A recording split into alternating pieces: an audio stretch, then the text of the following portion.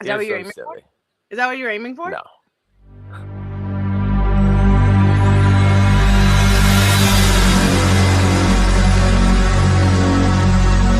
Ladies and gentlemen, the show is about to start in 10, 9, 8, 7, 6, 5, 4, 3, 2, 1.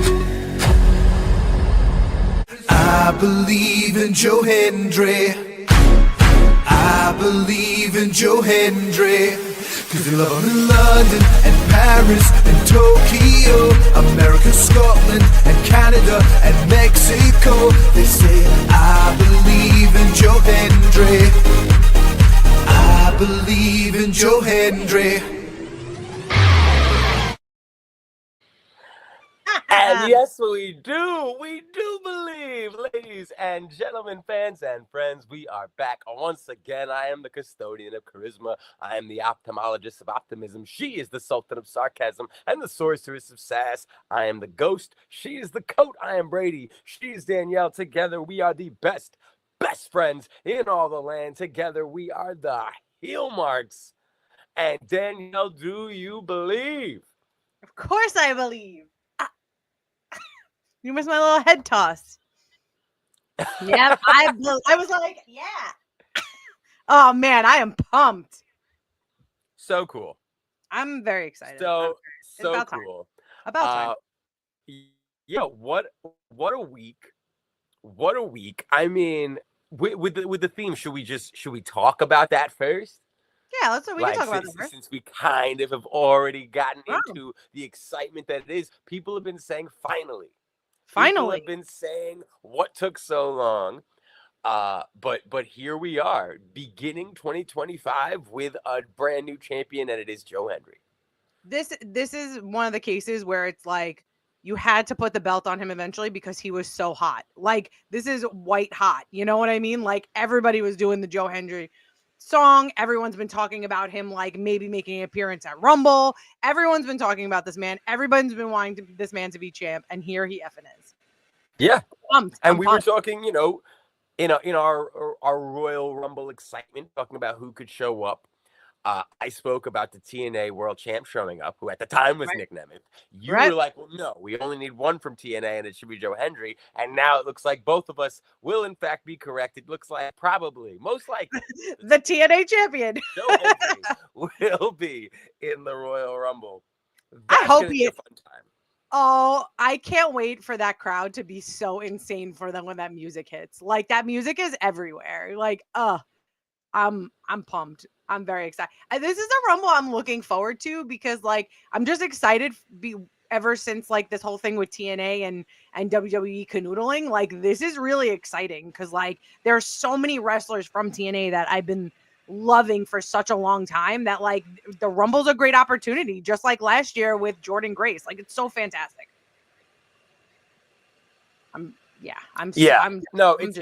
Man. I love the Rumble is also my favorite pay-per-view. I don't know what it is. It's just like it's not even the pay-per-view. It's just the Rumble. I love the Rumble. It's so fun. It's also fun because I feel like it joins everybody together. Like you're hanging out, you're like, who's gonna come out next? Who's gonna this? Blah blah blah. Like it's just a fun watch. Also, 100%. Royal Rumble is just super exciting to watch, and the fact that now TNA and NXT they're referring to it as cross lines, which I think is weird only because they just announced a partnership. So technically there are no more lines. However, the fact that they're using that expression so much makes me think that perhaps we will eventually get some brand wars type of storyline with TNA and NXT. We definitely saw quite a few NXT names show up at TNA Genesis. One I want to talk about, which I love it personally. And he did not win, nor should he have. But Ashanti the Adonis popped up over in TNA. He, to me, has everything it takes to make a superstar. You just kind of have to dedicate it and make it. Everyone in Hit Row has is like big by now, or like has giant upside. Swerve is killing it, former AEW world champion. AJ Francis is killing it. One of the best heels in the business right now. I've heard AJ Francis from you like 20 times this weekend. I've heard that name so much. You're like AJ Francis. That's because I repeated myself multiple times when we were talking about who could potentially be a match. I know, but I feel like I've been hearing, when you hear a word for the first time and then all of a sudden it's everywhere. That's how I felt about AJ Francis. I also love a good redemption story and like proving people wrong, proving people right, whatever. And like nobody can deny that AJ Francis has immensely improved from what you saw from him on WWE TV. Oh yeah. And then also just has become a draw. Like you can't absolutely. That people pay money to see him. Yeah. And then BFAB is finally getting her props and finally getting her recognition in WWE, people acknowledging the work she's put in. But here's the thing. BFAB doesn't wrestle with Natty and Tyson TJ on her own. Ashante's there as well, along with the rest of the class, of course. But like he's been dedicated to improving as much as anyone. And I think we need to see it. I've seen his character work and mic work in NXT. It's good that a TNA pay-per-view, and it's granted it was the pre-show, but nonetheless, granted that audience gets to see him, hear him. Jake Something's typically a heel in TNA. However, the TNA fans instantly cheered him because of the work that Ashante did on the mics. So I love seeing an NXT talent, formerly main roster, get the chance to, finally come out of that shell and show what he can be. And I think that's the main point of the TNA NXT merger. Oh, yeah, absolutely. Absolutely. And it's to be able to showcase all these wrestlers that didn't really get time to shine when they were on the main roster. Like you said, sometimes even though they were on the main roster, they didn't get to shine as much as they will and benefit as much while they're in NXT and TNA. Yeah. Let's talk about an act that's interesting because the Rascals were making a lot of appearances over in NXT. In fact, they became NXT Tag Team #1 contenders a while ago. And then just kind of faded away. We hadn't seen them in NXT. We're like, did they forget that they did this? Faxium comes in and kind of interrupts the post-match celebration as the Hardys retain their championships against the Rascals. Faxium comes in, making their presence felt in TNA. And now we learn that NXT Tag Team Championship match will, in fact, be happening, but on TNA. Another, result of this partnership, which I think is very cool, especially for the people that say TNA doesn't usually get anything out of the deal or doesn't get as much out of the deal as NXT normally does. I don't really agree with that, but I get where people are coming from, but I just think it's very beneficial for TNA. TNA has so much fucking talent. Like everybody on that roster is solid. Like there's never every time I watch a pay-per-view, there's never a bad pay-per-view in my opinion with TNA. I always have a great time watching their matches and watching 100%. It's just missing. It has a little bit of something missing. You know what I mean? It's just a little tiny thing that's missing. It's just. I mean, there's going to be a big thing missing from TNA going forward because while Santana made Josh Alexander say I quit in their match, Josh Alexander chose to say I quit to TNA. Following the match, another person that now, I mean, I don't know. Are we thinking? I don't know if Josh Alexander Royal Rumble is as likely as a Josh Alexander NXT appearance, but maybe he doesn't even go here. If he goes to NXT, or shows up at all, I hope it's not at the Rumble because I don't think Josh Alexander would get the pop that they're looking for at a Royal Rumble appearance, where NXT, I feel like there would be a good chance of like, this is where he's going to shine and people, because I feel like the NXT crowd is so good too, like they're very good and accepting of wrestlers and like giving them a chance and reacting the way they should. Oh, this person's coming out as a heel, I'm booing the shit out of him. Oh, this person's coming out as a face, I'm cheering. Like the NXT crowd is really good at getting behind and making the viewer watching at home get behind or against. Also, let's not forget that NXT crowd knew exactly who Ethan Page was.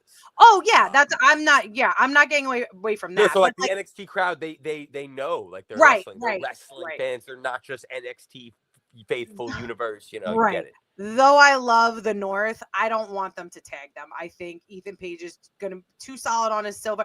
I don't mind like the glance or them coming out and talking to each other, but like I don't want a reform of the North. Even though I love the fucking North, I don't want that to happen because I think they're both strong enough to stand on their own. I mean, listen. Also, I mean, this kind of gets off, but not really. But Ethan Page, I want him to make a Royal Rumble appearance. Like, that needs to happen. I don't even want to wait a year. Like, I'm sure by 2026, it'll probably be more certain. There'll be more reasons. Maybe he'll even be on main roster by then. But I'll be honest. He's a former NXT champion. He's one of the biggest names. You've got him having interactions on TV with CM Punk and The Rock. Give him the Royal Rumble shine. And honestly, if they did, that type of shit would make a Josh Alexander Royal Rumble appearance mean something. Because all of a sudden, if Ethan Page is in the ring, Josh Alexander, don't get me wrong, you might be right in the sense of he won't get that crazy pop of the night Royal Rumble surprise. But there will be TNA fans in that audience. There will be people who know the North. There will be people who immediately perk up. And they say, oh shit, wait a minute, this could be fun. And if not that, they'd have to give Alexander a thing where he comes out in the Royal Rumble. Commentary goes crazy saying the walking weapon, he's here. But they'll probably not give him a long entrance because they would expect a tepid response. But then you let him literally go crazy. Like taking out 10 motherfuckers with just different moves, one after one after one after one, and then have like he's just standing in the middle of the ring with bodies surrounding him, and the crowd just goes crazy like that. Granted, you're taking a gamble, you know, you're hoping the crowd reacts how you want them to react, you're hoping it all goes according to plan, but those are the two ways a Josh Alexander Royal Rumble appearance could work, in my opinion. Other than those two methods, you're right, it can't be a Royal Rumble appearance. It probably has to be something in NXT. Maybe Josh Alexander versus Obafemi. Walking weapon. Maybe. I'd like that. Yeah. Maybe. You know? I'd like that. And like if that happens as Ethan Page is kind of just casually moving away from the NXT title picture, Josh Alexander comes in and starts going for it, that kind of sets up for, as you alluded to, a backstage segment where they kind of give the fans a wink and a nod, you know? They pass each other, maybe, you know, something like that. And then they kiss. There will be no kissing from Cora Jade and Masha as we get this continued. We saw Masha in NXT in the audience. Cora Jade walked down that ramp, making her presence felt in TNA. Yeah. Another NXT superstar to cross the line. I don't like this term, cross the line.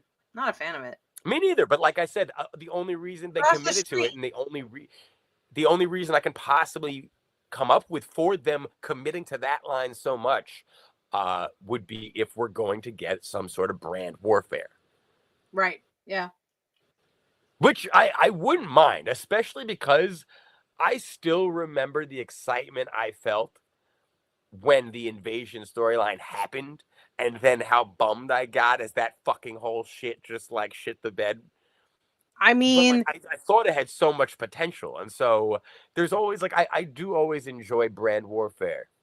Yeah, I could even see like I miss the days of Survivor Series actually being brand versus brand. I miss that shit.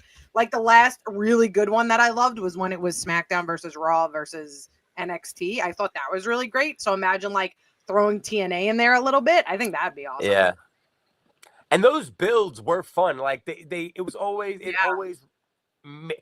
involved us having to leave even farther from reality than we normally do as wrestling fans because of the fact that like it would be a 2-month thing that no one would care about prior or after. Like every year they drop it.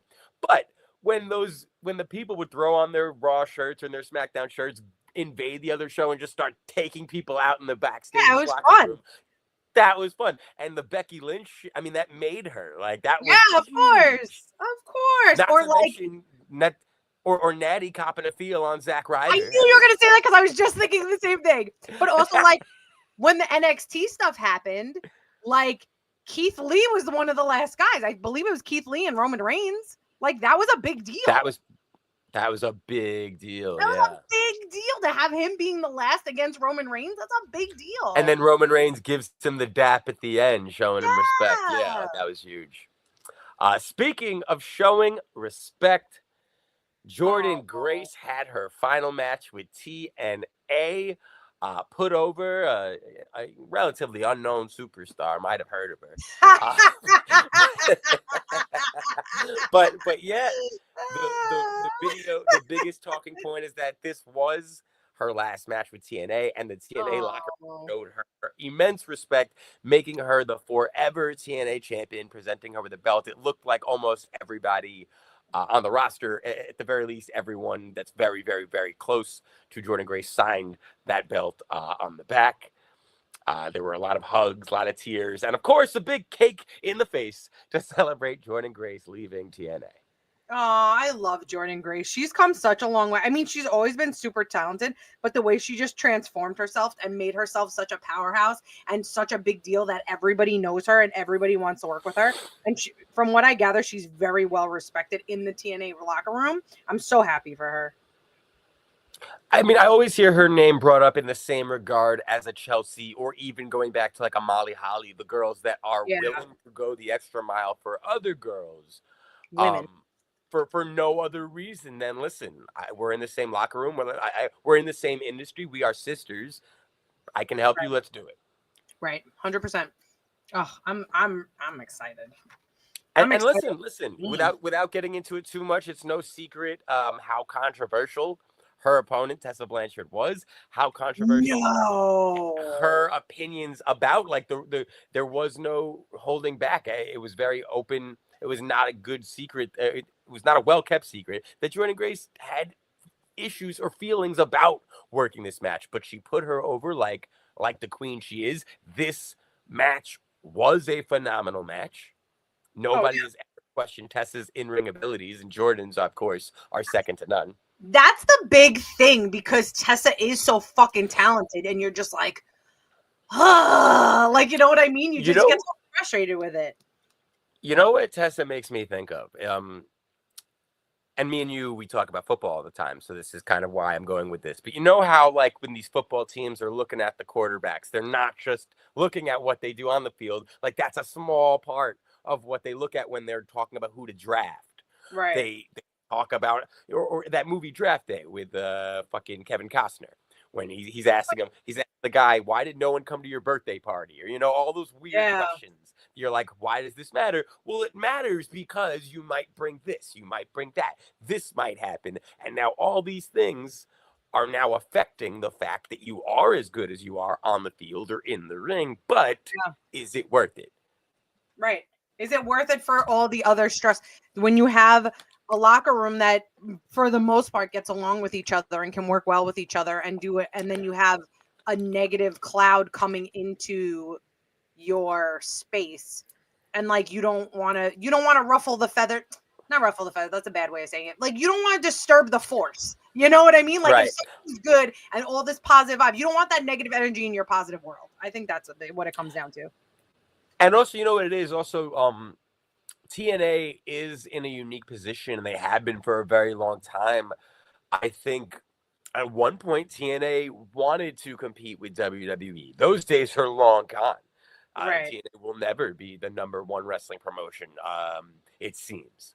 And it doesn't even look like they're competing for #2 anymore, at least in their eyes. So they're kind of like a GCW on TV. You know what I mean? Like they're the indie, like, it took people a long time to stop referring to TNA as an indie promotion.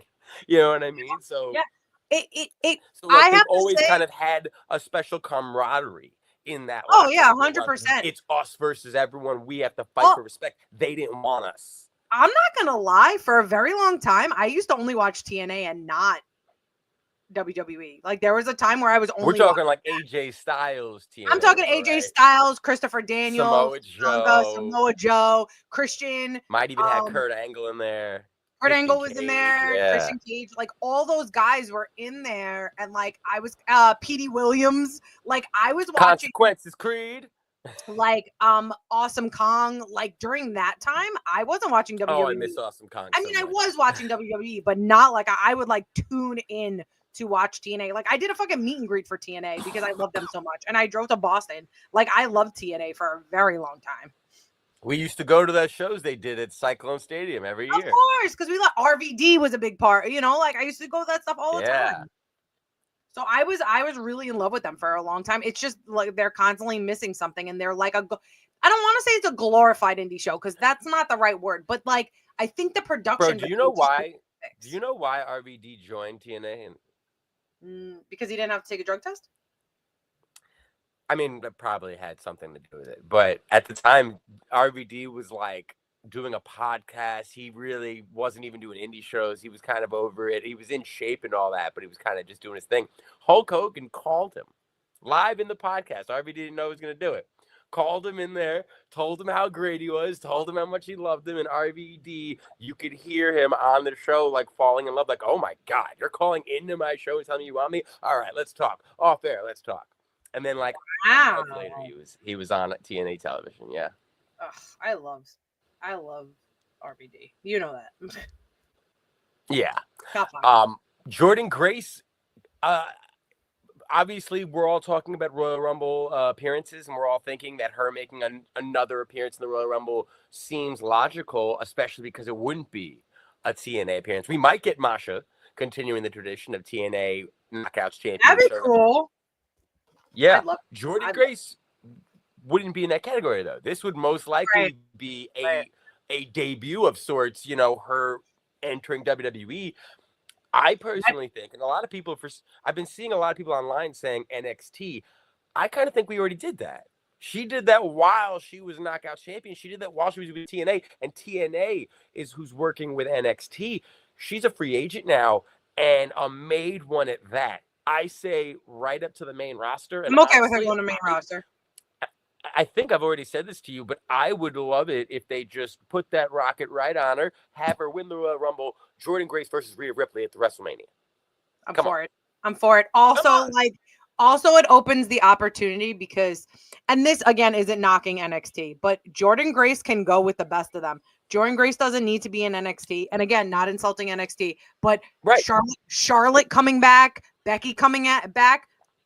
Jordynne Grace can go with these women. Like she could go. Also, like we have like 3 new superstars that just hit NXT women in the women's division from like the past month. They just got loaded up with new talent. One of them is our new NXT Women's Champion already. We don't need Jordynne Grace, who at the time that she did lose to who at the time was our NXT Women's Champion, she was Knockout Champion, which protected her.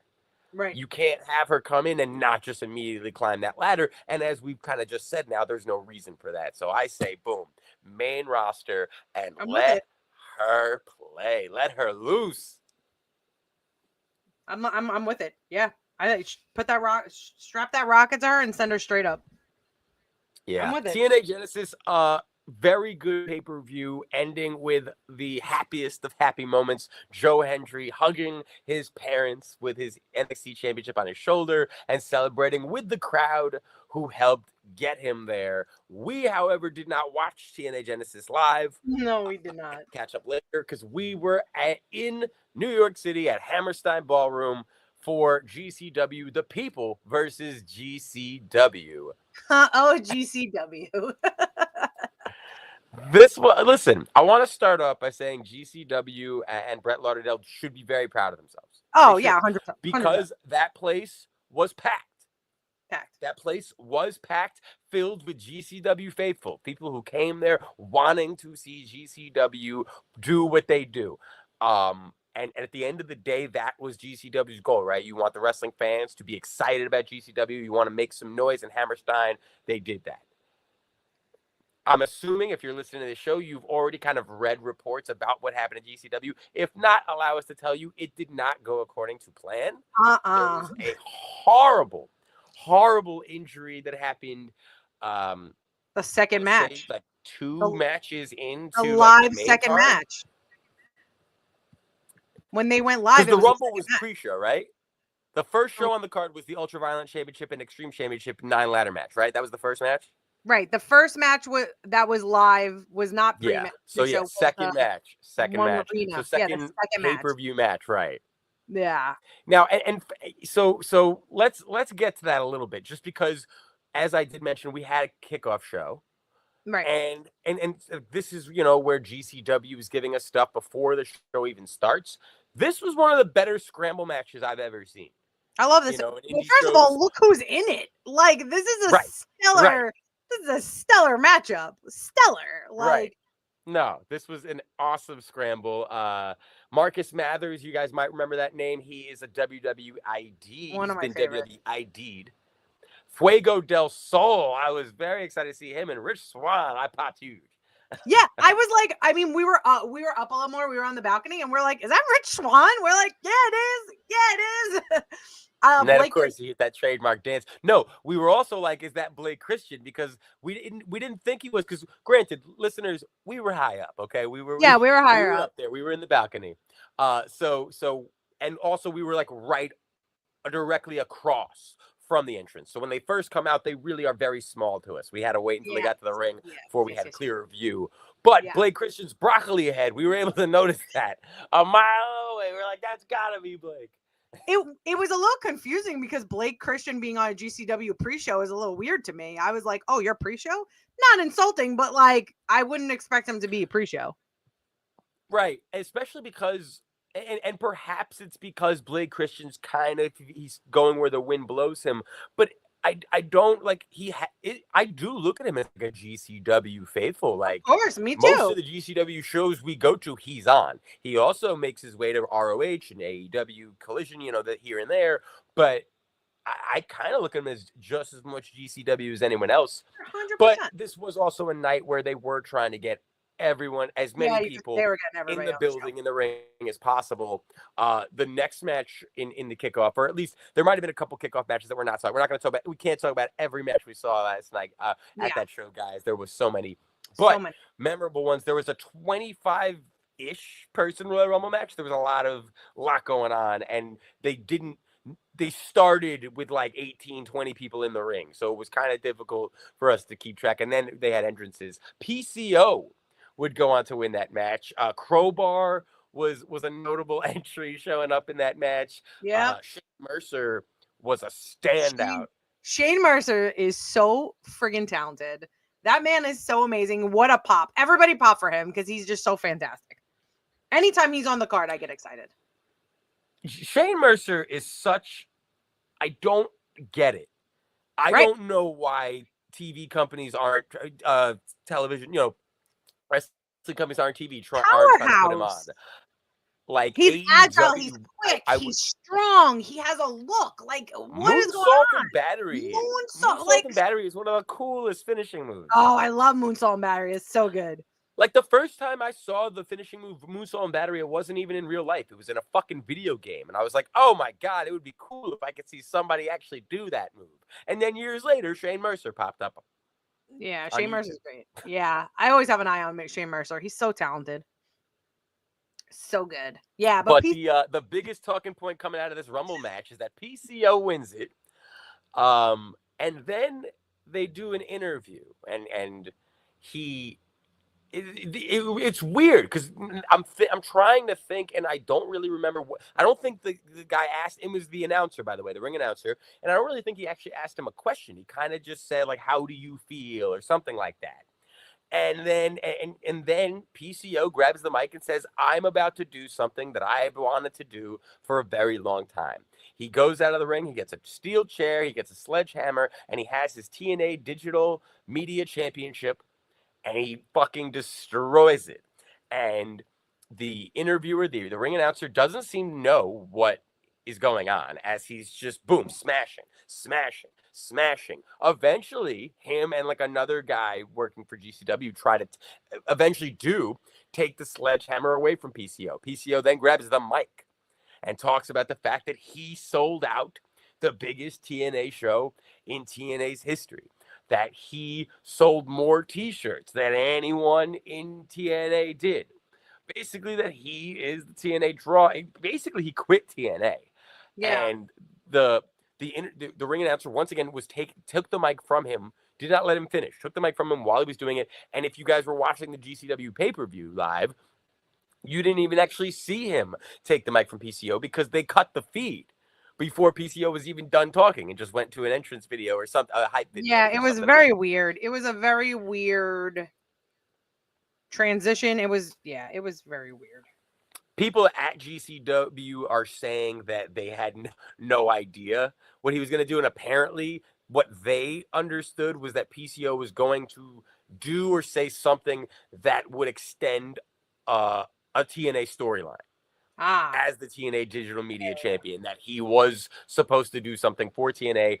Maybe they thought TNA was lending him to them, instead of having them on a pay-per-view. I don't know. But apparently when they saw him do what he was doing and heard him say what he was saying, they were shook, did not sign up for that, and immediately tried to, cut that shit.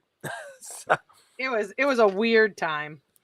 It was that was the in Sandlot. One of my favorite lines is, "It was an omen when he knocks the stuffing out of the ball. Yep. It was an omen of what was to come." Yep. Yeah, this was an omen, a sad omen that none of us picked up on. Yeah, it was an omen for how the rest of the show was pretty much going to go.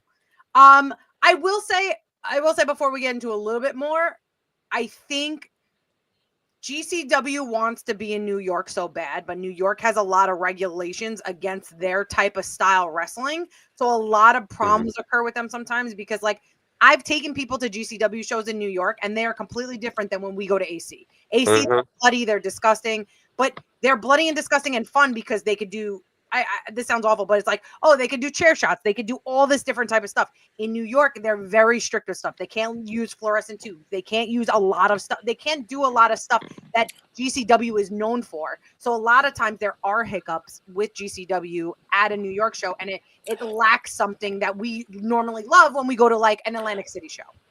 And not even just in terms of with, yes, okay, they can't do like the hardcore stuff. Yeah, but also in terms of like the commission and their restrictions, GCW then putting on their biggest show of the year, of all time, whatever.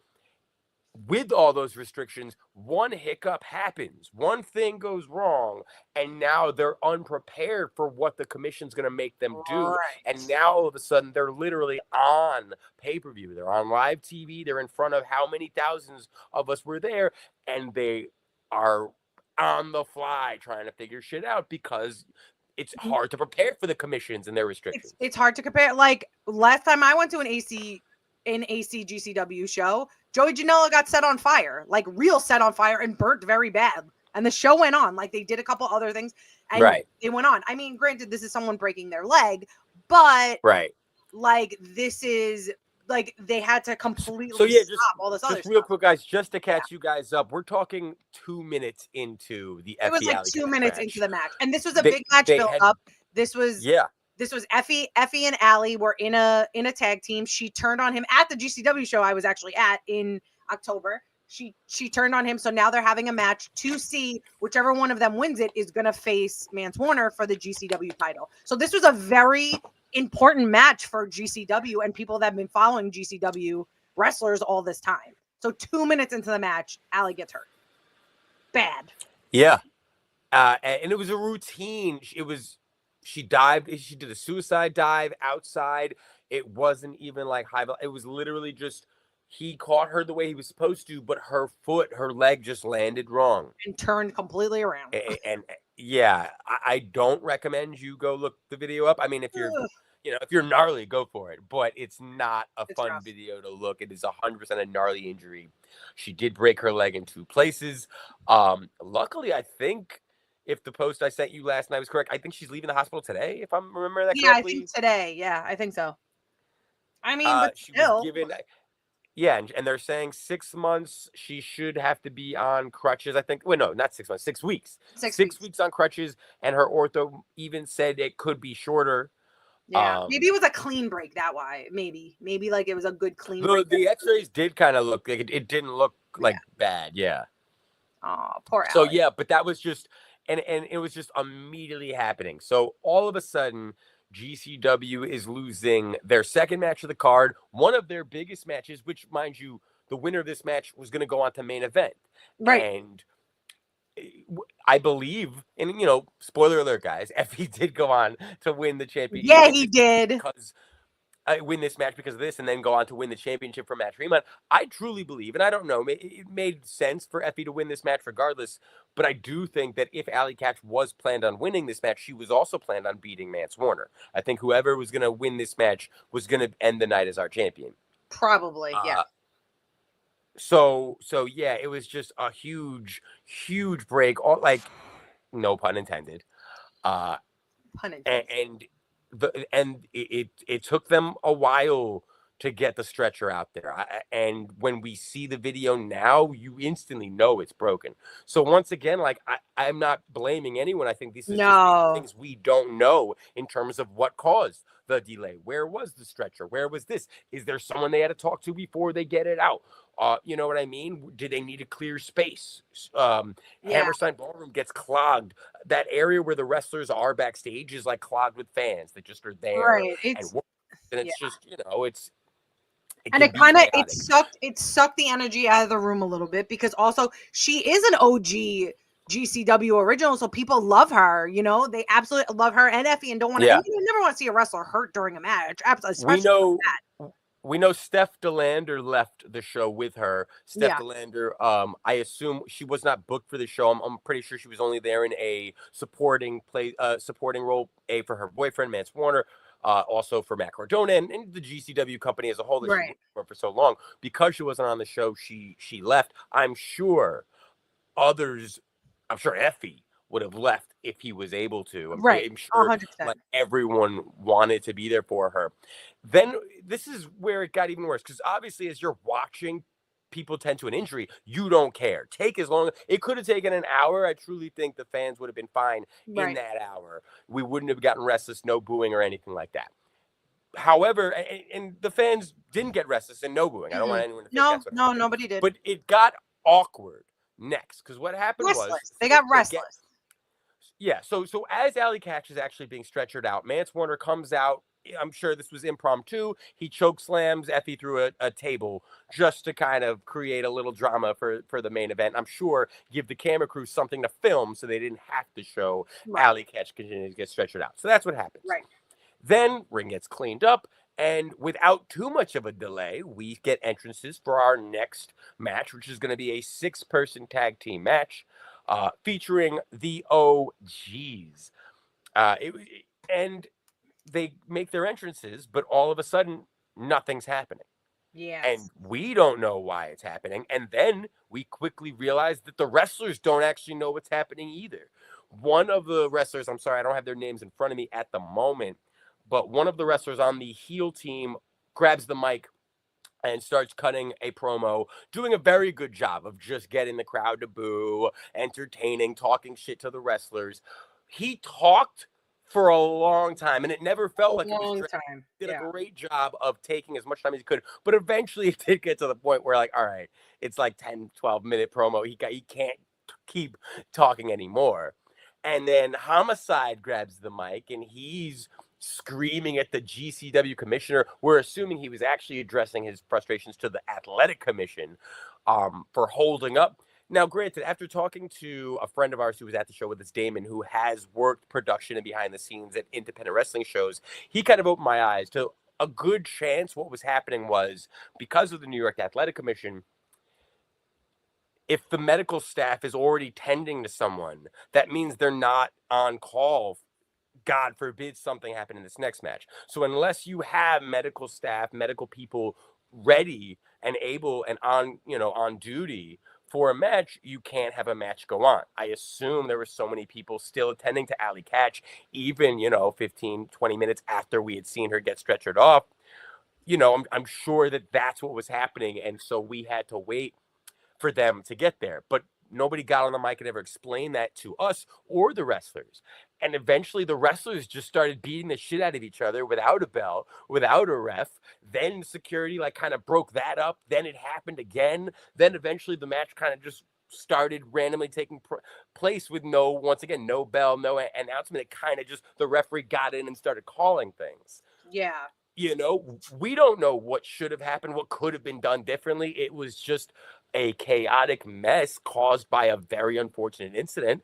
And as Danielle alluded to, the New York Athletic Commission, the GCW is not used to, you know, being working with. censored. Yeah. Like they were Yeah. hardcore censored. So, I mean, maybe they could have like cut a video, had a video promo, or had someone come out. Like, it got a little weird that they were like talking shit. He's like, I already got paid, I'm gonna leave. And it's like, okay. And it's like, but what's happening? And then after that went on for long, then that's when they came out and were like, oh, medical staff is still attending to Allie, will be delayed. And it's like, I feel like that should have been brought to our attention a little bit earlier, and that way it could avoided being awkward for everybody. Because it Right. was a little And then transition. Right. And then once again, a credit to GCW. Yeah. They didn't take time. It really, in the rest of the show, it never felt like there was time removed from a match, that a match got shortened, that anything happened. Now, granted, that might have been to the detriment at the end of the day, because the show did not end until 12. A lot of people 12:30. 12:30, was it 12:30? 12:30. The pay-per-view did not end until 12:30. A lot of people did leave before the main event. And apparently there were meet and greets after the show ended. I can't imagine that the wrestlers were able to make that much off those meet and greets, considering how late it was and how many people we saw, it seemed, leaving immediately after, if not prior to. But that is because you had a 12-match card. You lose one match, but that time doesn't lose from the card because you're still delayed with that. Then you add another 20-minute delay to your next match. Not to mention everyone's freaking out backstage, I assume. Yeah, of course. Yeah, it was just it was a tough break, once again, no pun intended, for GCW. And I think Joey Janela made it clear online he doesn't care if they ever do the Hammerstein Ballroom again. I think they're cursed with the Hammerstein Ballroom. I mean, it's great in theory because so many wonderful wrestling shows have happened there and wrestling moments, but it's okay for them to not go back there. Also, Yeah. Hammerstein is always a pain in the ass with stuff. Like their security is a pain in the ass. Like, not the people's security, it's just the way they work security is messy. Like, the lineup is messy. Like, the fact that like there's multiple doors and like they only let people in 2 doors. Like, I couldn't even like walk at the base. I had to go directly upstairs because we were in the back. Like, that's not how it was handled very poorly. Yeah. I do want to kind of cruise past the rest of the show, like just addressing the highlights, because once again, like I don't want anyone to think this wasn't a great show. It was. It just didn't go exactly as planned. But we did get to see a match that I was very much looking forward to: Sydney Akeem versus El Hijo del Vikingo. Oh man, what a good match! Sydney Akeem, I didn't realize it, but he is now undefeated in GCW, 18-0-1 in GCW. So, yeah, so they are presenting him as a superstar, and this match shows exactly why. He's great. He's fantastic. This match was also, in terms of the result, it was a fun contrast to last year, Daniel. I remember you talking a lot about the fact that all our GCW guys lost. OGs all lost last year, all of them. Now, while I do consider Vikingo a GCW guy, he's also very much elsewhere. Whereas Sydney Akeem is more of this guy's been GCW for the past year or two, however long. So I did like the newer guy going over here, kind of a little bit of the passing of the high flying torch. This match killed. Such the next match. This match was fire. Where we had the ECW OGs, Lil Guido, Super Crazy, Tajiri. This crowd was so happy to see these guys. Oh, yeah. I was happy. I was so happy to see them. They were really, like, Gringo Loco is one of my favorites. I love that guy. I think he's fantastic. And RS and Jack Cartwheel as well. Like, that team. Yeah. This was easily one of the matches of the night for sure. Oh, 100%. If not the first match. I was going to go back to that. Yeah, match Tremont wins the Ultraviolent and Extreme Championship in a 9-person ladder match. That ladder match was excellent. That was probably the best match of the night. That was my favorite match of the night. Yeah. For sure. But yeah, this 6-man tag was awesome. Super Crazy at the age of 50, possibly 51, doing the same moonsault he did like 20 years prior in the same arena for ECW. That was I'm crazy. pretty sure he's 52, which is fucking insane. And he teased this also, which was awesome, where he first went to like the tiniest, one. like not even balcony yet. And it was like, I'm Yep. gonna do it. And that wouldn't have done anything. And then he's like, nah. And then he climbs up slowly, gets us all into it. Everyone stands up for it. I love GCW. I really do. Yeah. It's just in New York. Gringo In New Loco- York, sometimes it falls flat. Gringo Loco in particular was also getting like don't get me wrong, the ECW originals were supposed to be the faces of this match, but everyone was the face in this match. Like this was just everybody was excited a to see crowd him. pleasing match. Yeah. And Gringo Loco was very over. Like I love how much how he gets over and over and over. He's so good. He's so freaking good. Yeah, this was really a fun match. It was a very GCW match. You know what I mean? That and the match, Yes. match were very GCW. You're like, yep, these are the matches. Yep. This is why I was GCW. I was a bit surprised, but pleasantly surprised that the Young Guns went over in this as opposed to the ECW OGs. Yeah. Only because GCW does tend to show respect to like, and sometimes that respect comes in the form of just, standing ovations, bows, handshakes. But a lot of times that respect comes in the form of W's and giving them, getting their hand raised. Right. We saw Joey Janela take on an idol of his, Masato Tanaka. Another instance of Joey Janela getting the win here, but of course showing the respect afterwards to an idol of his. That was fun. This was a fun one. I love Joey Janela. I love him. He's just great. I think I love him too because he always does his like spring breaks and he books shows too, and he really gets people over. Like the first time I really saw MJF, I'm pretty sure was at a Joey Janela spring break or something along those lines. Or like Ethan Page like did his clusterfuck and like stuff like that. Like I really enjoy Joey Janela, and I feel that Joey Janela is a wrestler's wrestler. You know what I mean? And he really like helps people get momentum. While the indie wrestling movement that the Young Bucks and Cody and Kenny all put together kind of brought us to AEW and, got us a televised wrestling product. The independent wrestling movement that Joey Janela started and Danny Cage, like that is what has brought us this. 100%. And it has stayed independent, but it has gotten bigger. The independent fan base has gotten bigger. There's more money out there. And so, yeah, Joey Janela deserves a lot of respect. And I love watching him show respect to people that deserve that respect. It's just always fun because it shows you the type of mind he has for the business. And I enjoy that. 100%. It'll be interesting to see his next match at Spring Break. It'll be against Sabu. That's right. Sabu showed up. I don't think I've ever seen Sabu in a suit before. I think that was the first time I didn't see Sabu in hammer pants. Like, well, I mean, it was snowing out. He can't be wearing hammer pants. True story. It's cold out. Sabu came and pointed at the ceiling, letting everyone know he is Joey Janela's opponent. That was a fun one. Another fun one we were really looking forward to was the GCW debut of Tom Peastock. Am I saying that right? Is it Peastock? I think it's Pestock. I don't know. I think it's Pestock. The man formerly known as Baron Corbin, the man formerly known as the Lone Wolf. He made his Bloodsport GCW debut in a losing fashion to Josh Barnett. I was so happy to hear the response he was getting. Oh, I was a little nervous. And he was too. I was nervous because I was like, because there were some people yelling Happy Corbin, which whatever, that's fine. They were behind us, mind you. It was not you could not upstairs, you wouldn't have heard those fucking No.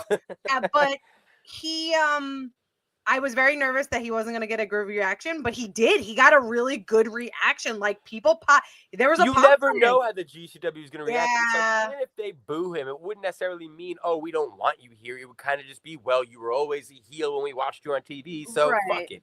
I mean, look at Matt Cardona when Matt Cardona first came out to GCW.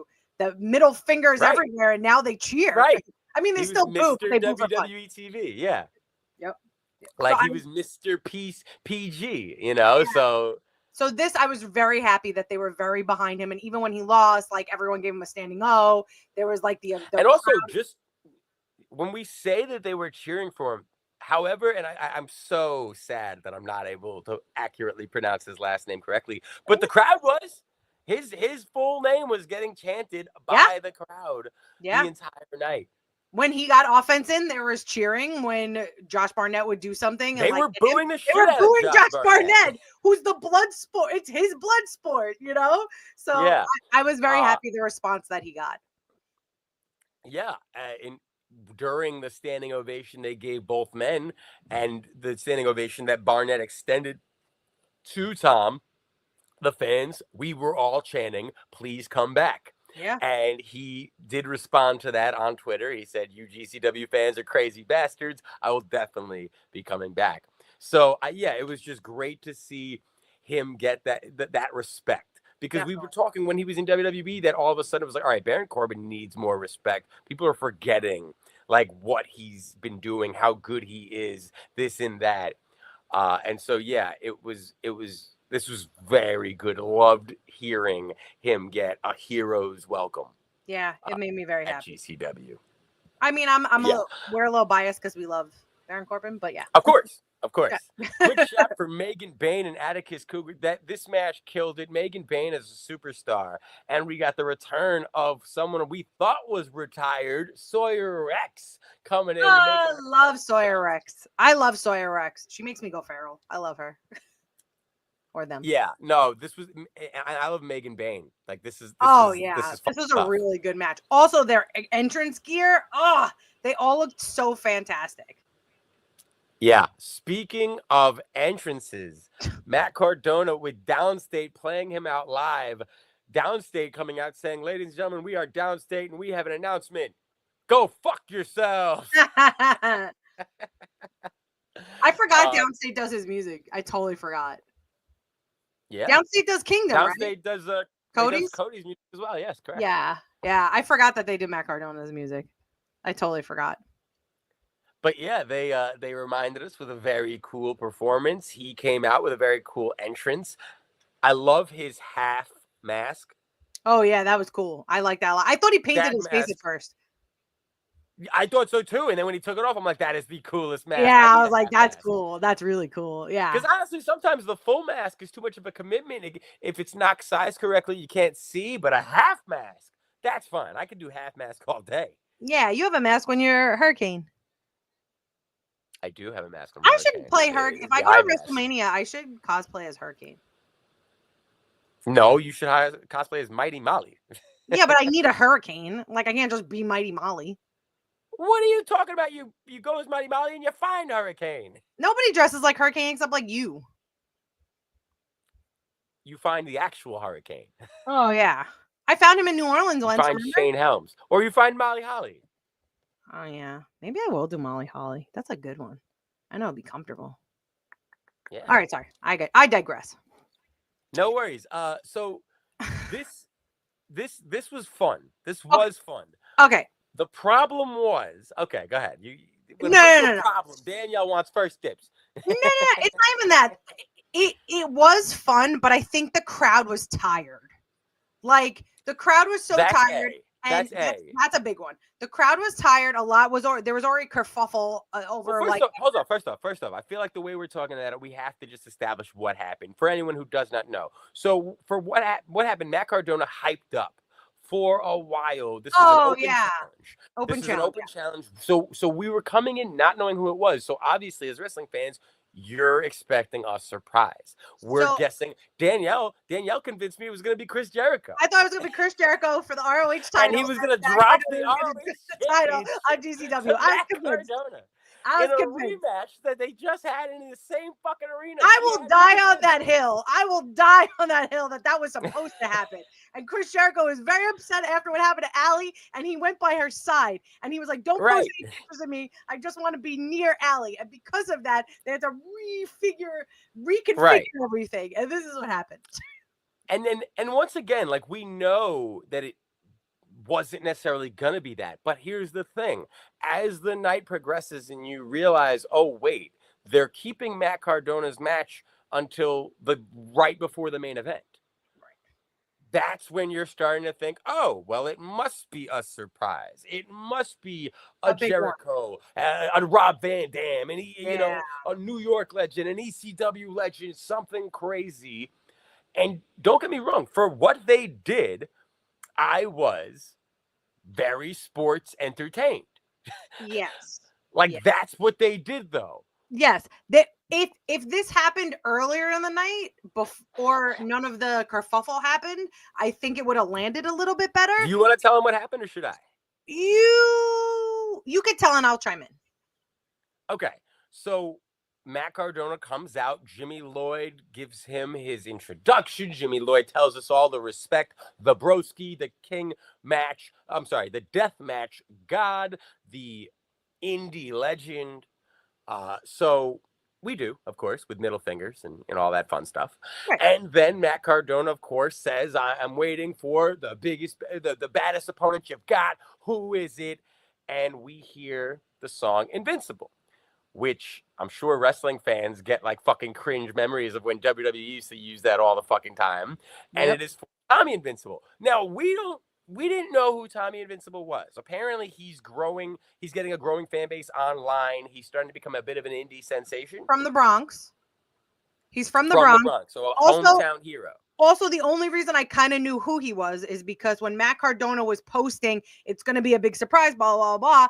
Everybody in the comments were saying, Invincible. It has to be Invincible, Invincible. And I'm like, who the fuck is Invincible? Because my brain was going to Just Incredible for some reason. That's what it kept happening to me. And I'm like, no, they're not talking about him. They're talking about, and I'm like, I don't know who this guy is. Is this someone I'm not aware of? So when he came out, I didn't know who he was, but I wasn't unaware of the name because people posted it on his comments. Right. Also, in Matt Cardona calling out whoever it was, he literally said, whoever you are, I'm about to squash you. Right. So Tommy Invincible comes out. He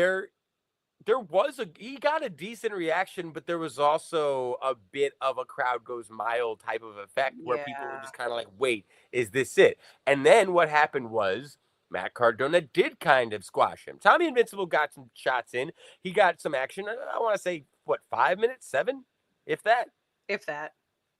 He did get some stuff in, but if that, yeah, Right. maybe 5 minutes. They gave us a little match, but it really was not long until Matt was hitting his finisher. Invincible was looking at the lights, and this is why we brought up that this match probably should have not have been saved, because you're not giving us a big surprise. They gave us great storyline movement, and this was at the end of the day, a fun segment, but that's why it didn't need to be end of the show just because you had a live performance. And just because it's Matt Cardona, this could have been middle of the card with it would have been a main event quality segment in the middle of your card. No disrespect. Right. But I saw a lot of people leaving the show. Yeah. As Invincible's being pinned. Granted, this was not the end of Matt Cardona's matches. This was not the end There of the were 2 segment. matches after that. This wasn't even the second to last. Yeah. People start leaving as Matt Cardona is on the turnbuckle celebrating. Matt Cardona then gets the mic and says, bullshit, I'm not fucking done. Should have said, I'm not fucking leaving. That would have gotten a nice little laughter up the New York crowd. But he says, I am not finished. I want the biggest and the baddest person that GCW's got. And out comes the biggest superstar they could throw it in, which is, of course, Microman. Because Microman can go. Microman's awesome. I love Microman. I love Microman. A lot of people didn't know who Microman was, though. I noticed that crowd didn't know. Same with Tommy Invincible, which is why, so Microman comes out. They had a nice, fun little match, but of course, it does not take long before Matt Cardona puts him down, grabs the mic, calls out yet another person. Now, for both of these call-outs, his broski, Jimmy Lloyd, is behind him, supporting him as he should. But for some reason, after watching Microman get his ass whipped, Jimmy Lloyd has had it. And the backstage crew knows Jimmy Lloyd's had it because they know to play Jimmy Lloyd's music, causing everybody to realize what's happening and begin chanting my favorite chant. The best chant. Jimmy fucking fucking Lloyd. Jimmy. Jimmy Jimmy fucking Lloyd. fucking And Lloyd. as we're chanting Jimmy, Matt Cardona recognized the theme song. He starts like, wait, no, slow turn, just in time to see Jimmy Lloyd remove his broski headband, throw it on the ground, and hit Matt Cardona with a sack rider. Now, this is great storytelling for evolving a feud between Jimmy Lloyd Right. and Matt Cardona, but everybody was so sizzled out because of the whole thing that this is one of the last matches, and you hyped it up so much that it didn't And it's deliver as well happening as at it like should have. 11:45. Yeah, it's 11:45, and we're like, we still have two more matches. Yeah, it was late and it was tiring, and it sucked because this was good stories. I mean, me and you popped like when Jimmy, we all popped for Jimmy because we're like, The crowd went crazy for Jimmy Lloyd. The crowd that had remained. And mind you, a lot of the fans that were leaving did turn around once they heard Matt on the mic, and they were like, oh, wait, something else might happen. Right. I hope that they stayed after Microman, realizing, okay, that can't be it either. But Like realizing, it was great storytelling for the lead-up. Where is this going? No, it was phenomenal great. for Jimmy Lloyd to finally turn on Cardona. It was finally get his own. And in my opinion, it was perfect. I think the placement of this segment was off, but this whole story thing was perfect. Like, yeah, it's still Chris Jericho, and that's okay. Right. We did, of course, afterwards get our main event. We talked about it earlier, but Effie did take on Mance Warner. You could feel the tension. You could feel Effie and Mance were both very concerned about Allie when this was happening. You could feel 100%. that was heavy on their mind. It didn't matter that they were sitting around for like 3, 4 hours, 5 hours. Right. In the meantime, I'm sure talking with Steph and getting updates. But they both did their jobs like champions. They both did their jobs like, oh geez, you got to do it. The show has to go on, and they did it. Mance Warner puts Effie over, and the crowd goes home happy with Daddy. I think Daddy should have won the GCW championship the last Hammerstein show. Right. But I was very happy Daddy won. Like, this was a great way to end it. Like, we wanted Daddy to win. I just felt you could feel the crowd was deflated. Like, they were tired. It was like, okay, it's kind of like when Becky won at WrestleMania when we were there till 2 a.m. Like, people were happy, but you could feel like people were like, okay, now I can go home. Like, we were tired. Yeah. It was a little tiring, but I'm so happy for Daddy. Daddy is GCW champ, and I'm pumped. I love it. Absolutely. So excited for Effie. And once again, I want to repeat this. GCW should be very proud of what they did. Oh, yeah. It was not like the things that went wrong were nobody's fault.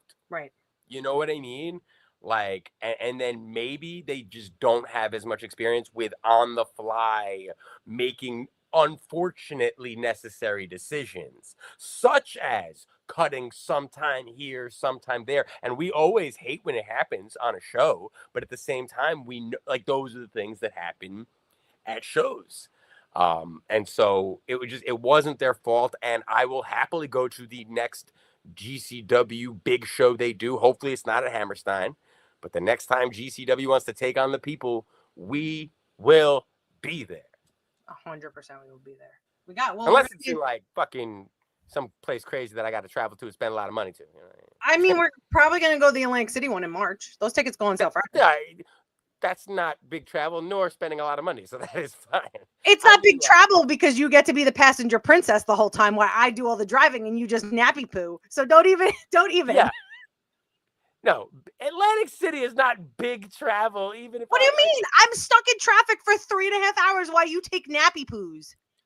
All right, for the record, I do not take nappy poos. How fucking dare you?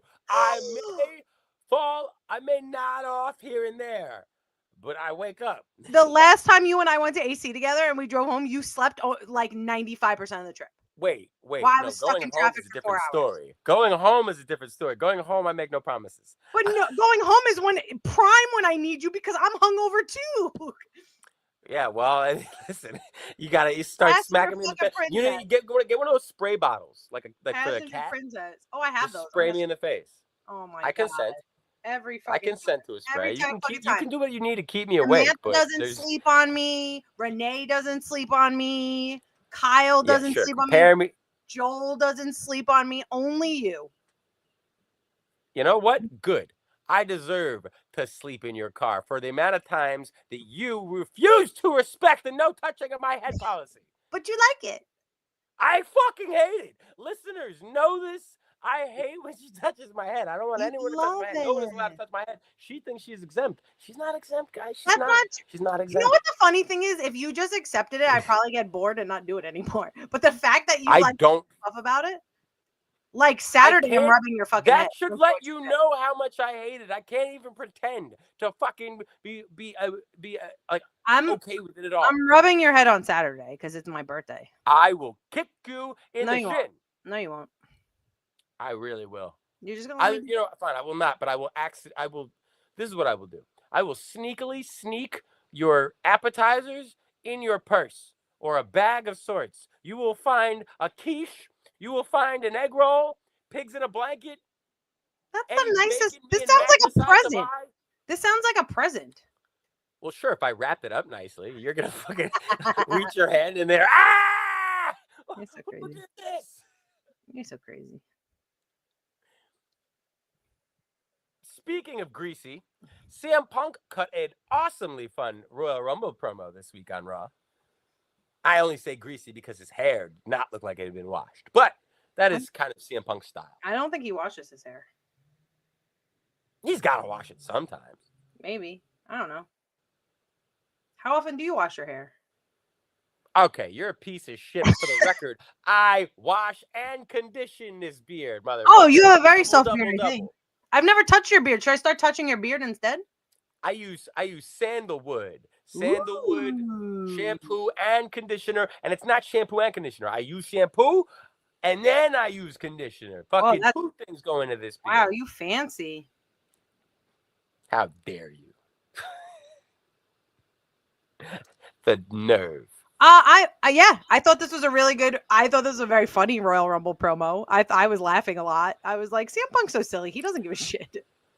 I agree. A part of me wants, like, and it's funny, a part of me watches CM Punk talk, and I'm always kind of like, why haven't the fans just turned him heel yet? Right. Because, like, and it's broken me wrong. Like, I am a fan of what we've been getting from CM Punk ever since he came back. And like, I love the match he did with Seth was phenomenal. And I truly do think there's a very good chance he wins the Royal Rumble. I've made peace with it. It is what it is. Right. But a lot of times he does just seem like a fucking angry old man screaming about how he's going to fucking beat people up. Like, don't get me wrong. I fucking popped for the fucking Hulk Hogan call out. Of course. But like, that's all he does. But that's just also what a random thing. Like, if we're not looking at it as, oh, this guy just wants to get a fun, cheap pop and see how Texas would respond. Which, by the way, Texas, a round of applause. Thank you. Thank you, Texas. Right. But, like, also, like, it's just so funny. Like, you just in the crowd, just screaming, I'm going to beat up 29 people. No, you're not, man. Like, maybe you're in the ring with like 10 of them tops. He's gonna come out at Nobody like actually 20. throws out 29 other superstars. Yeah, He's gonna come out at 28, and like 100%. and there's gonna be like 4 people left. Like, He'll see seven. He'll see 7 people. what number did he come out last time? 26, right? Something like that. Yeah. Yeah. It's like, shut up. It's like, you're not coming out. Like, you're gonna hurt your rotator cuff. Sit down. He's so funny. Yeah. He probably believes it too. That's my favorite part about him. Well, I mean, that's what 27. He makes him came out at such a 27. That's what makes him like such a game-changing character in wrestling, because he does believe it and he creates believers. Like that's why people still refer to him as the best wrestler in the world. Let's be real. He hasn't, once again, his match with Seth was a classic, but he has not been the best wrestler in the world for a very long time. No fault of his own other than, not wrestling for like 8 years. So, but he will still scream it to the mountaintops. Do you think if he wins the Royal Rumble, he beats Gunther? Probably, right? Who else would beat him? Beat Gunther? Yeah. I mean, Braun Breaker is my pick for who should beat Gunther, but correct. I don't know if he's ready for that. No, I think CM Punk's gonna go after Cody. Nah. You think he's gonna go after Gunther and win? He's been calling out Gunther nonstop ever since he came back. He's literally like, yes, he's kind of always said, I want to be champ, but he's always said, Gunther, I'm coming for you. Gunther, I'm coming for you. Gunther, you're on notice. So, and then, yeah, I think with Cody, there's so many rumors that John Cena and Cody might face, that Cody and Roman, Cody and The Rock. So, I mean, there's also rumors that Cody might actually drop the title to Kevin Owens. So, Don't get me excited. Stop that. I You think stop that that right now. Gunther is the most likely challenger for CM Punk to call out if he does win the Royal Rumble, and or if not Royal Rumble, he might just win the Elimination Chamber. I mean, it's okay for him to face Gunther, but I don't want him beating Gunther. Yeah, I agree, but at the same time, they're not doing a good job of heating up Gunther, which almost makes me wonder, like, do you think there's a chance in hell No. that No. Gunther loses to Jey Uso at Saturday Night No Main Event? way. No way. No. No. No. It's just to generate heat for Gunther because people love Jey Uso so much. So there's going to be a big yeet, cheer, all this stuff, and people are going to boo anything Gunther does, but Gunther's still going to get over because Jey Uso's so lovable. So no, I Don't get me wrong. I completely agree. A, because of what you said. B, because I don't really take Saturday Night Main Event seriously as a place where big things will happen merely weeks from one of your biggest pay-per-views of the year. A week. I can't imagine they would do it, but at the same time, I don't think Gunther's on Royal Rumble. So they could do this and just have Gunther win the fucking Royal Rumble. Once again, I don't actually think they're anywhere close to making Jey Uso champion. It's just weird when they do these promo segments where, like, the champion shows no respect to the challenger, makes it feel like he's beneath him, calls Jey Uso a mascot, says people get happy to sing your song but don't want, like I love that. It always gives me flashbacks to, like, the Triple H Booker T promo. Yeah. Or the many John Cena promos where he just fucking destroyed motherfuckers on live TV. And I always feel like the way you're supposed to do this is if the babyface has to take this bullshit in promo, he has to take that title too. Right. And I've been very vocal about thinking you can't keep putting Jey Uso in these title matches that he loses. Like, Jey Uso, I truly believe, should be a future world champion, which is why you don't give him a title match he's not supposed to win. Right. That's how I feel. I agree with you. I appreciate how you feel. I appreciate your appreciation. Let's talk a little bit about the second week of Penta. Okay. What'd you think of his second match with Pete Dunne? Don't call me Butch. It's so funny. So I had to do something real quick when he came out, and I was like, who's he facing? And I was like, oh, Pete Dunne. I thought this match was great. I love Pete Dunne. But Penta, I think he's looking strong. I think he's looking good. I like that you're typing very vigorously into my headphones. Yeah, I like this match a lot. I think they're making Penta look really good, and I'm looking forward to all of this for him. Yeah, I loved the new pyro that they added, the spiral pyro that happened. Oh yeah, that was cool. Yeah. I love when they do. A lot of times you'll see a new superstar make a debut, and week after week you see little tweaks that WWE is making to the presentation, to the production value. I love when they do that kind of stuff. And so yeah, very excited about the continuation of the push of Penta. Very excited about this. One more thing to talk about before we get into our Saturday Night Main Event predictions. This Kevin Owens and Sami Zayn segment. Woo! I was really excited. He came out and I was like, what's happening here? I got really excited. I was like, oh man. I was like, what is happening? Is it happening? I was like, what is this? I was very excited. Kevin Owens is the best. The way he came out looking Kevin Owens different. Is the best. That's what I said. I know, because he's the best. Yeah, that's what I said.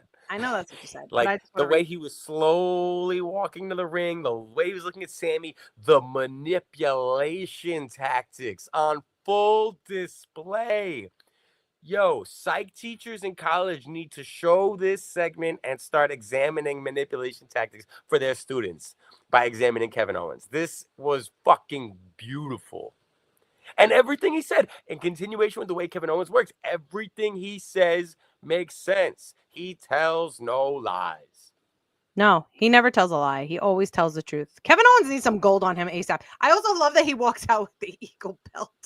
It's like, what are you doing? No. He's like, I'm so used to wearing, in my opinion, like when I watched that, I just thought, I'm so used to wearing gold that I'm just going to wear this because it feels comfortable and it feels right.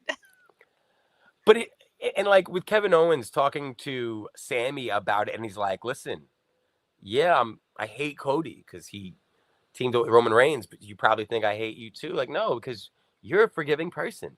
You forgave Roman. You forgave me. And I know that means that you're gonna help me, right? Because I mean, me and you way closer than you and Roman, and you help him. Like just the way the voice he was using, just everything was masterful. Kevin Owens is the MVP of WWE programming. Oh yeah. Oh yeah. He just knows greatest character. character. He knows what to do. Right. Right. And he makes it so believable. Good. He's a manipulator. I fucking so good. Put some gold. Also, speaking of so good, that Seth Rollins Drew McIntyre match was yeah. Good. Those men are so beefy. I was like looking at their pectoral muscles and I'm like, you guys are so big. So beefy? They're so beefy. Like I was like, I know you didn't do it on purpose, but I can't ignore the segue. First match we're gonna do for Saturday Night Main Event. It's gonna be a Big E classic. It's gonna be Braun Strowman versus Jacob Fatu. We first got teased this match from SmackDown. I was pleasantly surprised at how excited the crowd was for this interaction. Braun Strowman, I feel like his pops can go either way these days, but Braun Strowman got a big pop, and the stare down between the monster of all monsters and the Samoan werewolf got a nice response.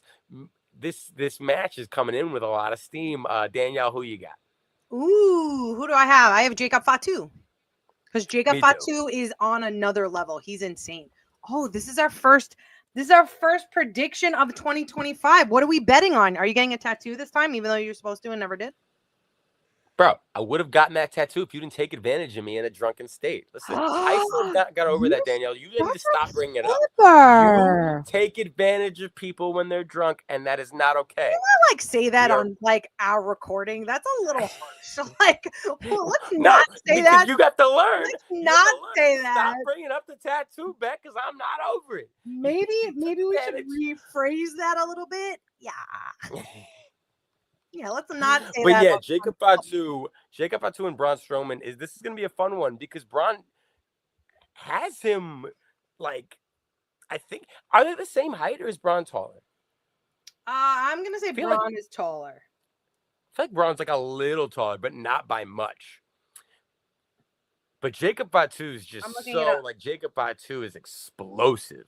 So this is gonna be a fun one. But yeah, we both got Jacob on this one. We did find out, courtesy of Raw, that Jacob.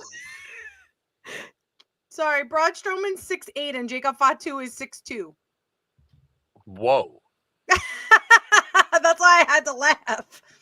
So no, I don't think it's always funny how powerhouses, like I'm always shocked at the amount of people Miz is taller than.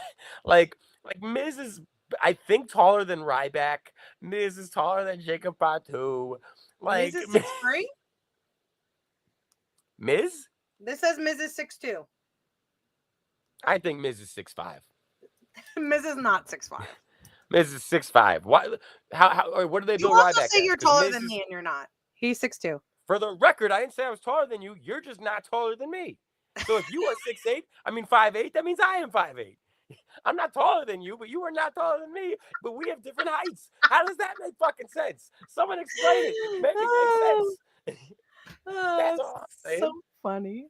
You're so silly. Doctor tells me I'm 5'6", tells you you're 5'8". We are the same height. So thank you, Danielle. I am 5'8". Okay, Brady. Got me fucked up. So, what are we up to? Oh, Rhea Ripley versus Nia Jax. Brady, who you got? That's how you do it. He said, Danielle, who you got? I clearly have, Brady, who you got? I have Rhea Ripley. I I am confused that they established that Bailey is now a part of the Raw roster. Oh yeah, To that's weird. explain her facing Nia Jax. However, they did not make that same distinction for Nia Jax. And also now Nia Jax is fighting for the Raw Women's Championship. But once again, Oh yeah, Nia she's was on SmackDown, Bailey- no? yeah, she still is. Right. Once again, I did predict this. Like, I did say there was probably a good chance they'd split up Tiffany and Nia Yeah, I remember that. after Tiffany became champ. Like, I don't think they're going to Yeah, I actually totally forgot have about them that. feud. Yeah. So it makes sense for Nia to be on Raw too, but I only heard them say Bailey's on Raw. They did not specify Nia is. However, Nia is now #1 contender. Regardless, this is going to be a fun one, but Rhea Ripley is going to take it. I would guess with a top rope Riptide. I am gonna say, if we get a rematch of the last time they faced each other, this is gonna be a really good match because I think it was in Australia, right, where they had the match.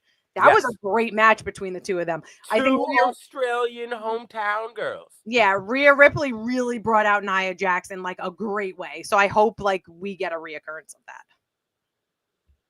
Yeah, no, also, people talk about how Nia is, I don't even want to say like reckless or whatever. It's just a lot of times the size discrepancy. So obviously you have to be able to control how much you're giving if you're working with a Zelina Vega compared to a Bianca Belair or whatever. Nia has improved immensely in that department. But when she's facing Rhea Ripley, it's kind of when someone like Sheamus gets to face Gunther. He doesn't have to hold back. Not that I think he does, right? But like Sheamus just knows I can go in because he can go in. Rhea Ripley and Nia Jax, they're going to go in. Right. Speaking of going in and speaking of Sheamus, Intercontinental Championship, Braun Breaker's got it on the line. Sheamus once again trying to complete and make himself a Grand Slam champion. He has never won the Intercontinental Championship. Will he do it, Danielle? I have a hot take on this. Uh-oh. This is what I think is happening. Uh-oh. I think Sheamus is winning. Whoa. I think Sheamus is winning because I think Sheamus is going to complete his collection, and I think Braun Breaker is going to win Royal Rumble. Get the fuck out of here. Yes, this is my hot take. You're going to take the thing that I've been praying for, the thing I predicted last year, but have now rescinded this year because I don't think there's a fucking chance in hell they actually do it. You're going to take that and run with it? Uh-huh. Fuck you. Because they got to get the that was a good finger. Right? That was a good one. They got to get the belt off him so he could. Why is he going to win Royal Rumble if he's already the Intercontinental Champion? So, yep, I think that's how it's going. I think Sheamus is going to become Intercontinental Champion, and I think Braun Breaker is going to win Royal Rumble. For the record, I would love that. Obviously, I would love that. Thank you for the record. I would be more inclined to buy in if there was maybe 3 weeks until the Rumble, as opposed to it being right around the corner. Nope, that's what I think. I feel like they would then need to heat up Braun Breaker because the only people really heated up. I mean, we've got the usual suspects, right? You got Punk, you got Cena, you got Drew, you got Seth. That's what I think. Listen, I love it. I fucking love it. I also think Braun is going to be the person to eliminate the most people. I could go with that also. I think Braun Breaker's going to have a good performance. I think he's going to have a big performance in the Royal Rumble, whether he's Intercontinental Champ or not. I think he's going to be I think he's going to be our like next Kane, you know? I know Roman beat Kane, right? With most eliminations, I think, or whatever, but I think Braun is going to. Yeah. Remember when Dirty Dom eliminated Braun Breaker? That was wild. That was fun. And then he took a spear outside for his troubles. Yeah. I did see a suggestion on Twitter that I liked. It's that Pat McAfee joins the Rumble. It's in Indianapolis, the same place he played for the Colts. Crowd's going crazy. He gets eliminated by a masked man who pops up out of nowhere. That man removes his mask to be Corey Graves. Oh. Heat. I love that. But Pat McAfee was already in the Royal Rumble last year. Yeah, it'd be fun. It'd be a waste of a Royal Rumble spot, but at the same time, they always waste Royal Rumble spots. So if you're going to do it, why not have Corey Graves throw Pat's fat ass off the top rope? That'd be fun. Love that. Are you going to tell me who you think's winning? This match? Yeah, you didn't tell me. I have to make a prediction too? Yeah. We're the heel marks, not the heel marker. Honestly, You kind of just fucking like I don't. You sold me on the first half. I'm not buying in that Braun Breaker will actually win the Royal Rumble, even though I think he fucking should. Perfect person for it. I mean, shit. Have him beat Gunther at WrestleMania. I'm not sold on that yet, but you kind of did just sell me on Sheamus actually becoming IC champion. Did I? I feel like they already kind of like. They want to give Braun Breaker a good IC reign, but they kind of already fucked up his first one by giving it to Jay for 2 weeks. And now there's kind of something missing. So you might as well just put it on the big man Sheamus, who's deserved something for like way too long now. Braun Breaker without a title is actually way more dangerous as far as an up-and-coming superstar than Braun Breaker with the title at this point. So I actually love it. I'm going with you. I'm thinking Sheamus takes it, and it was my idea all along. What a fibber. You're a fibber. Yeah.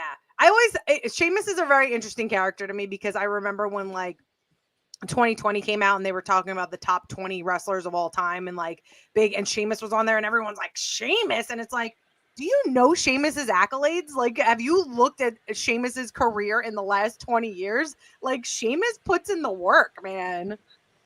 What is he? Also, I maintain that during Roman's, like when Bloodline was really cooking and Roman's reign was reigning, Sheamus was the most believable person to actually take on and 100%. beat Roman because of the fact that Sheamus and the Brawling Brutes had just gotten organically over simply for in-ring performance. Correct. Mostly Sheamus and Pete Dunne, but don't take anything away from Ridge at the time. Brawling Brutes were operating on all cylinders.